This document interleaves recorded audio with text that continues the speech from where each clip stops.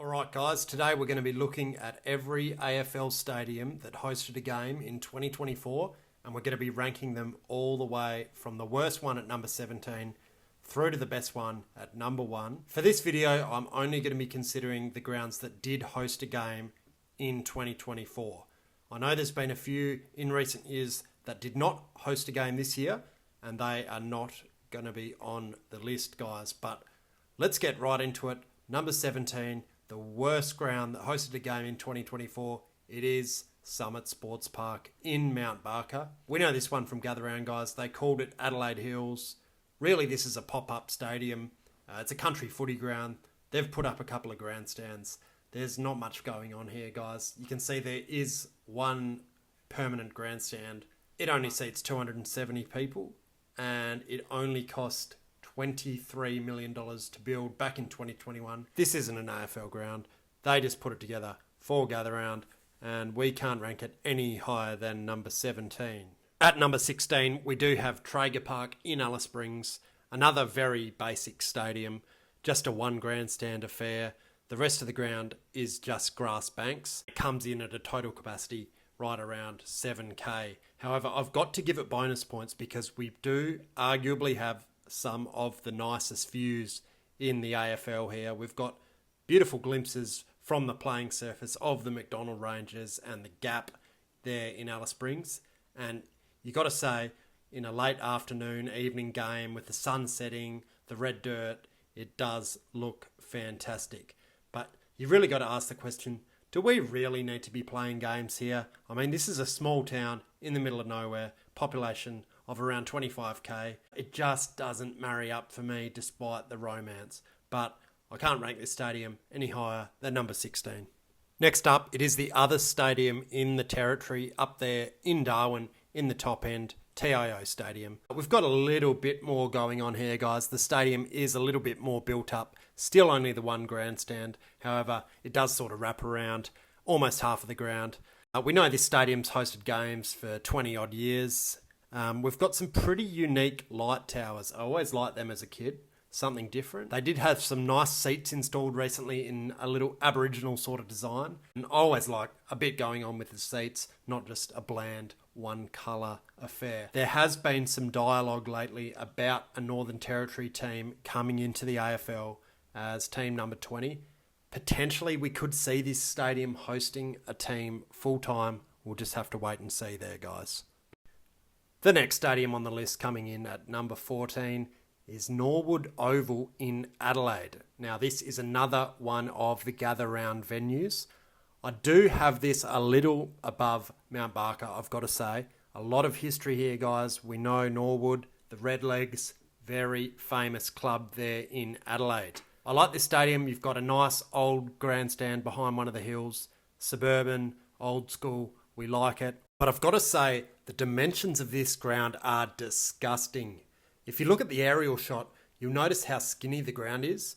We always talk about Cardinia Park in Geelong being skinny, but this takes it to another level. And one of the wings is literally dead vertical, dead straight, very strange. There has been, again, some dialogue coming out of SA about Norwood wanting to have a crack at the AFL. So you never know, we could see this as a home ground of an AFL team, at least in a part-time capacity at some stage going forward. But for now, I've only got this one at 14. At number 13, another one of these second-tier AFL venues. This one is Mars Stadium in Ballarat. We know the Dogs do play a couple of games here every year. This one got a nice little redevelopment back in 2017. It cost 15 mil, and I do like how they've got the two separate grandstands, but the same sort of design language. You're really only going to get that when you can start from scratch, like they did here. Knocked everything down, rebuilt it. I like it. Ballarat, very cold. You're not going to get high tier matches here, but it is good to see a bit of country footy in the big time. At number 12, we've got Blundstone Arena in Hobart. This is one of two grounds in Tassie that does host AFL footy, and I've got to say, I think this is the worst of the two. It's more of a cricket stadium. There's a lot of different stands here that they've built up over time. There is a couple of nice stands, particularly the one on the wing, the Ricky Pontic stand and the David Boone stand at the southern end of the ground. But it really doesn't bode too well for footy. We know Hobart, high wind. There has been some crazy wind games that have happened at this ground. And I don't know if you can see, but at the northern end of the ground, there is a pavilion right behind the goals. And it just looks really strange when you've got players having a shot at goal and the ball just bounces off that glass. Just seems really weird for an AFL venue. But you do have to say this is arguably top 1 or 2 in terms of scenic surrounds. You've got the river, you've got the mountains. Hobart, beautiful city. They're getting a new stadium in a few years. Cannot wait for that. And guys, in my opinion, the better of the 2 grounds in Tassie, it is University of Tasmania Stadium in Launceston. This is more of a footy ground than Blundstone Arena. You can see uniformity in the design of all the stands here. A lot more built up. There's a lot less grass, which is great for cricket, but I don't think it works too well for Aussie rules in a cold weather environment in the middle of winter. But I do have to say you have to mark this stadium down because, and it doesn't come through on TV, but a good half of this is actually temporary stands that have been up since the ground started hosting AFL games all the way back in around 2001, 2002. But I believe that will be going in the next few years. The ground is getting a big time renovation in preparation for the Tassie Devils coming into the league, and this will be one of their 2 home grounds, and they are looking to play about 4 games a year here, so cannot wait for that. The 10th best stadium to host an AFL game this year is Manuka Oval in Canberra. People are going to say, oh, I'm overrating this. There's nothing special about it. There's nothing to it. I get it. But for some reason, I really like this ground. It is covered a majority of the way around and the grandstands are permanent. You do have a nice little hill there on the outer side. You've got some cool light towers, pretty unique. You've got some trees surrounding it. Always good to see a bit of greenery. And you've got to mark this up because we did get that unbelievable snow game back in 2019. We love the snow. We love any sort of crazy weather at AFL venues, and you're only going to get that in Canberra in terms of Australian cities. We know the Giants play 3 games a year here. I would like to see this ground hosting more footy in the future, and I do have it in my top 10. We do have NG Stadium in Western Sydney. This is home of the Giants, formerly known as Giants Stadium or the Sydney Showgrounds, and we are getting into those Tier 1 full-time AFL venues now. I do have this one as probably the worst of the permanent full-time venues for no real reason other than it's always empty and there's just no energy, no atmosphere. The Giants, we know they've got no fans, and I'd probably have this stadium higher. We have seen this pumping in the past for big games, like the 2016 prelim against the Dogs. We all remember that one of the best games ever played. The reality is it's just not full often enough. And it is really strange how far in the boundary line is on at least the near wing to the broadcast side. There's a good 20 metres, which is really strange. Funnily enough, this was redeveloped back in 2000 for the Sydney Olympics, where it did host the baseball. And you can sort of see from the aerial shots, there is a triangular aspect to one end of the ground. I will give it that it is unique, but there's just not enough atmosphere. It seems to always be raining here too, which doesn't help. And I do have it at number 9. Number 8, People First Stadium up there on the Gold Coast. Very similar to the previous one, you have to say. They were both redeveloped right around the same time. But I do have this one slightly higher just because of the uniform design of all the grandstands. It was all built at the same time. They did knock down the previous Carrara Stadium that was up there and rebuild this one from scratch, which does help. You do get the latest facilities, more modern design, etc., etc. Really small lower deck and really big upper deck, which is somewhat unique. I've got to mark this one down though because the exterior is brutal. You can see it's just a bare bones design. You can see the underside of the concrete seating terraces, which I don't think looks great. This stadium was done extremely cheap, guys. Only $130 million back in 2010, 2011, which is insanely cheap for a modern stadium, even adjusting that one for inflation. These days, you're not going to get anything built for under $700-800 million of that scale. Some people don't like the red seats. I like it. It matches the team. It's bright. It's garish. It is what it is. Unfortunately, again, like the previous stadium, this is empty too often. But with what the Gold Coast is doing, you never know. They could be getting some bigger crowds going forward. But at this stage, I've got this one at number 8. Number 7, we do have the Gabba in Brisbane, home of the Lions. And you might be thinking that I'm being a bit harsh here. And we can all agree when this stadium is full, when the Lions are flying, like they have been the last few years, fantastic atmosphere. It looks great on TV. But the actual reality is the facilities here are pretty obsolete in the year 2024. This thing was going to get a big time renovation with Brisbane hosting the Olympics in 2032, but that is not going to happen. And there was some dialogue about a brand new stadium being built in Victoria Park in Brisbane, but at this stage that is not going ahead. There is some major question marks going forward about where the Lions are going to be playing long term. At this stage, they are stuck at the Gabba. The capacity is good. The crowds are good. You cannot fault it, but I can see this stadium falling away pretty quickly if something doesn't happen in the next 5 or 6 years. Number 6 is the SCG, the Sydney Cricket Ground. We are getting into the elite stadiums of the AFL here, guys, and I do have the SCG right up there. You've got the beautiful old lady stand and the members' pavilion, which look fantastic. They are heritage listed. They're not going anywhere. There has been some big time work done here in the last 15 years. The capacity now right up there, around 48,000, and the Swans are selling this thing out multiple times a year. They are becoming a massive club, and I can see them outgrowing this stadium in its current configuration. There's a couple of stands there on the wings that they could look at redeveloping. They are stands that were built around the 70s or 80s, probably in need of some upgrades. You do have to mark this stadium down though, because on TV it looks disgusting with that really low camera position on the wing. Makes it look a little bit more congested, hard to see. The Swans have played that way in the past, but I think they play some fantastic footy now. This place absolutely rocks when it's full, and I do have it at number 6.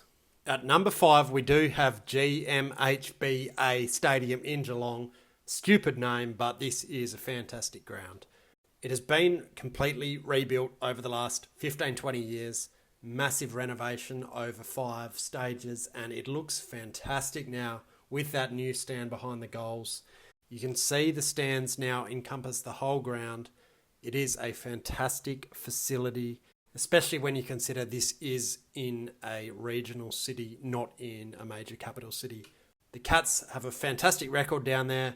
Very interesting ground, very unique ground with how skinny it is. Second only to Norwood Oval, as we discussed earlier. And people are going to say I am overrating this, but you have to take into account, as I said, the whole ground has been rebuilt in the past 20 years. It did happen over different stages, but you've got to remember this is going to have a lot more modern design elements than what you might see at the Gabba or the SCG. I think this deserves to be where it is. You'd love to see the big clubs, the Collingwoods, the Essendons go down there. Don't know if that's going to happen, but I do have this one in the top 5. In at number 4, it is Marvel Stadium. Very unique stadium. This was unbelievable when it was built. It is the only stadium to this day in Australia that does have a roof. And we're talking real stadiums here, not arenas. There's nothing wrong with this. It does get a lot of hate from certain elements of the community in Melbourne. Generally, the teams that do play at the MCG do not like coming here. But all in all, you've got to say it is a very decent stadium. It is 25 years old, but it is holding up. It did get a large-scale renovation a couple of years ago, around $225 million. and you would think that'll see it through to the end of its life. You'd think it'd have another 25, 30 years left in it, but I am a bit worried about the roof. If you were building this again, you would not be building a roof that does not let in any natural light. Modern stadiums, and you'll see this in America, you'll see it down in Hobart when that is built, let in a lot of natural light, even if they are covered. And this one lets in none. And you really do notice this when you get a North Melbourne game against a non-Victorian opposition, 16,000, 17,000. It looks horrible with artificial light. It looks dead, it looks cold, it looks damp. And they never open the roof anymore because the way it's orientated, you do get a lot of harsh sunlight and harsh shadows, which look pretty bad on TV, and apparently at the ground that was not pleasant to look into. So it is an obsolete design in 2024 standards, but certainly in 2000 when they built this thing, it was revolutionary. And I think it's a clear number 4. The top 3 clearly are a lot better, but this is all in all a very decent stadium. Number 3, and this is going to ruffle some feathers, particularly in Perth, but I do have it as Optus Stadium. This is the most expensive stadium ever built in Australia, right around $1.8 billion. When you include the surrounds, including the transportation network, massive stadium, beautiful stadium, you got to say. This is a really elite modern stadium by world standards, not only Australian standards. Fantastic facility, fantastic lights. It looks fantastic at night. You can do all sorts of crazy things with that ring lighting around the top of the stands. I do also want to give a big shout out to the exterior. You've got that beautiful ochre sort of rusty look to it. Really fits WA. It looks fantastic. You don't have those exposed concrete terraces which look really bad from the outside.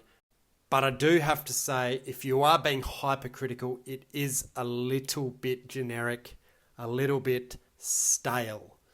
And I say that because you look at the seats, they're a bit bland. It's the same all the way around, just a 3-tiered bowl design.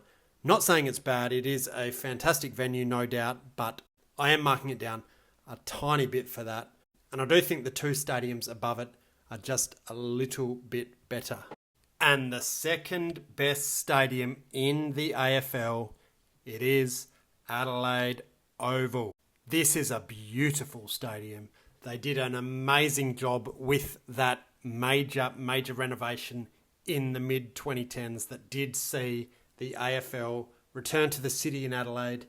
It's a beautiful piece of design. You've got a blend of that old and new.